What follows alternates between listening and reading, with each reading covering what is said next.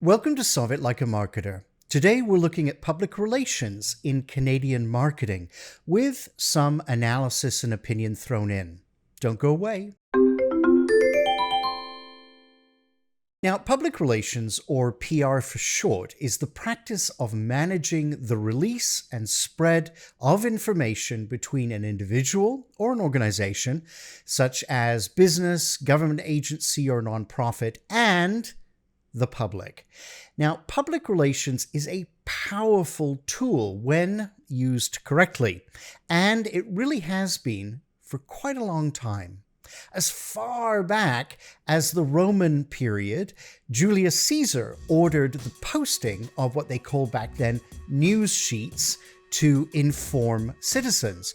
Huge events held at the renowned COLESSEUM were publicized basically by PR people. Of course, they weren't called PR people back then, not till centuries later, but the bottom line remained the same: to influence and persuade the general public. But what we now know as contemporary public relations really began to flourish in the 19th century with the evolution of the age of print.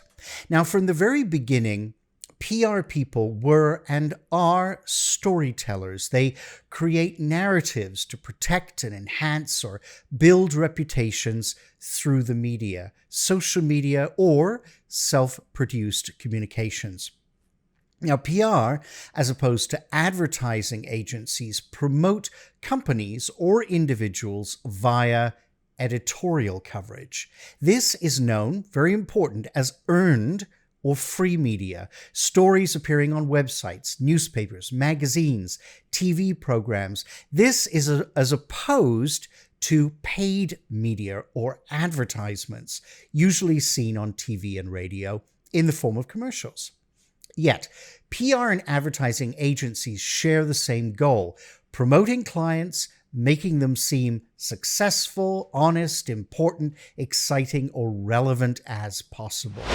Now, the different tactics or areas of specialty with PR include writing and distributing press releases, speech writing, writing pitches about a firm and sending them directly to journalists, creating special events designed for public outreach and media relations, conducting market research on a firm's messaging, also expanding business contacts via personal networking. There's also copywriting and blogging, usually for the web, crisis public relations strategies, and of course social media promotions and responses, well, usually to negative opinions online.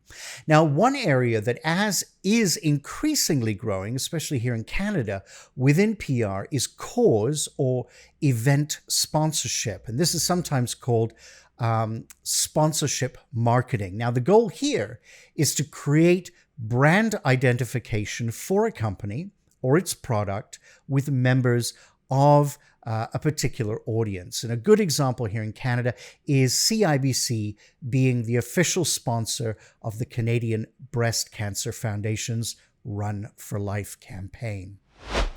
Now more than ever, careers in PR are flourishing. There is always a need for organizations to put a crafted message out into the public domain. If you're interested in this as a career path, there are actually a lot of Canadian institutions offering programs in the field, like McGill, University of Calgary, Humber, Seneca, and Centennial College right here in Toronto.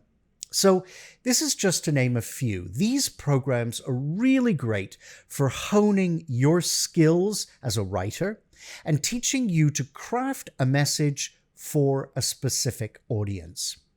What makes public relations so dynamic as a profession is that it requires an understanding of print and broadcast media, the graphic arts, and advertising techniques. As a PR professional, you may be employed with a nonprofit, a professional association, government, corporation, or even a public relations consulting firm. Public relations, as I've said, is going to be increasingly important. We are indeed living in uncertain times, and both the for-profit and non-profit sectors are having to find innovative ways to engage with their varied audiences in new and innovative ways. And to this end, earned media will be increasingly important as we strive to seek economic recovery. If you'd like to see more videos like this, hit that subscribe button. We'll see you every week with a new video, so please stay tuned. And together, let's solve it like a marketer.